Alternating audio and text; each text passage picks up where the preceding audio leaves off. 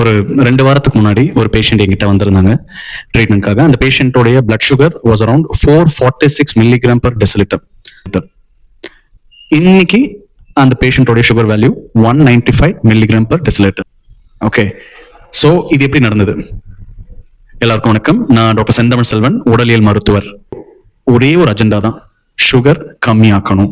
எப்பவுமே அந்த post prandial ஹைப்பர்கிளைசீமியா, அதாவது சாப்பிட்டதுக்கு அப்புறம் ரத்தத்துல கலக்கக்கூடிய அந்த சர்க்கரையோட அளவை குறைவா வச்சுக்கணும், சுகரோட அளவையை குறைவா வச்சுக்கணும் அப்படின்றதுதான் இந்த டைப் 2 டயபெட்டிஸ் ட்ரீட்மெண்ட்டுடைய ஒரு அஜெண்டா. ஒரு ஃபீமேல் பேஷண்ட், அரௌண்ட் ஒரு 60 இயர் ஓல்டு. அந்த பேஷண்ட்டுடைய சுகர் லெவல்ஸ் பார்த்துட்டு நான் கொஞ்சம் என்ன அப்படின்ற மாதிரி ஆயிடுச்சு. Sugar was around PPDS, that is postprandial blood sugar was around 446 milligram per deciliter. 446 milligram sugar அதிகமாகிறதுனால வரக்கூடிய அந்த கெட்டபாலிக் சிம்டம்ஸ் நிறைய இருந்துச்சு. அதுல என்னன்னு பாத்தீங்கன்னா பாலியூரியா, யூரின் அடிக்கடிக்கு போயிட்டே இருக்கிறது, பாலிடெப்சியா, தண்ணி நிறைய குடிக்கிறது, குடிக்கேஜியா, சாப்பாடு நிறைய சாப்பிட்டுட்டே இருக்கிறது, இப்பதான் சாப்பிட்டுருப்பாங்க திரும்பவும் சாப்பிட்டுட்டே இருப்பாங்க, பாலிபேஜியா. அப்புறம் வெயிட் லாஸ் இருக்கும். அதுக்கப்புறம் ஷோல்டர் பெயின், பாடி பெயின்லாம் இருக்கும். இதெல்லாம் சைன்ஸ் ஆஃப் டிஷ்யூ கிளைகேஷன், அதாவது குளுக்கோஸ் காலெல்லாம் சுருக்குன்னு குத்துற மாதிரி இருக்கும். Signs of peripheral neuropathy, shoulder.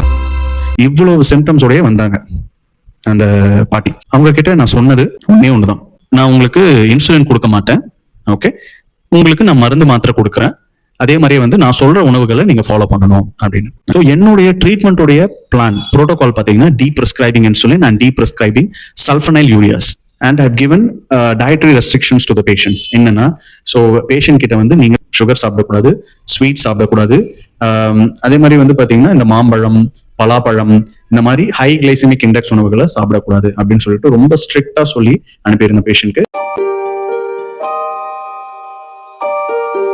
அவங்களுடைய டயட் பேட்டர்னை முழுக்க மில்லட் மற்றும், அதாவது திணை, சாமை, வரகு, குதிரைவாலி மற்றும் பாரம்பரிய அரிசி வகைகளான கருப்பு கவுனி, மாப்பிள சம்பா, தூய மல்லி, காட்டியானம், இந்த மாதிரியான அரிசி வகைகளை நிறைய எடுத்துக்கங்க, சேர்த்துக்குங்க, உணவுல சேர்த்துக்குங்க அப்படின்னு சொன்ன.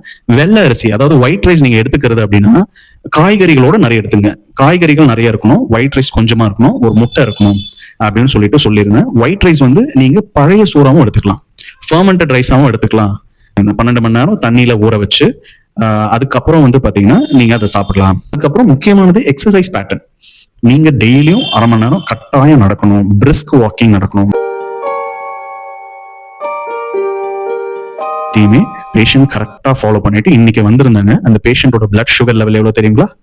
So the blood sugar level was around 195 milligram per deciliter postprandial blood sugar. So 446ல இருந்த அந்த blood sugar வந்து பாத்தீங்கன்னா இன்னைக்கு 195 milligram per deciliter.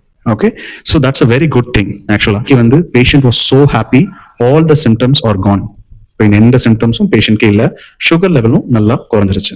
Okay, so இப்போ என்ன அப்படின்னு பாத்தீங்கன்னா, அந்த டேப்லெட் இல்லாமே பேஷண்ட்டை எப்படி நம்ம சுகரை வந்து ட்ரீட் பண்றது அப்படின்றத நம்ம பார்க்கணும்.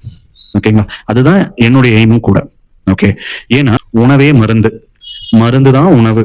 ஓகேங்களா, ஆனா இப்ப நம்ம என்ன பண்றோம்னா, சரி உணவு இல்லைனாலும் பரவாயில்ல, நம்ம டேப்லெட்டை சாப்பிட்டு உயிர் வாழ்ந்துப்போம் அப்படின்னு சொல்லிட்டு சாப்பிட்டுட்டு இருக்கோம். ஓகே, டயபெட்டிஸ் பத்தி தெரிஞ்சுக்கிறதுக்கு என்னுடைய வீடியோக்களை பாருங்க, என்னுடைய சேனலை சப்ஸ்கிரைப் பண்ணுங்க. Keep supporting. தேங்க்யூ.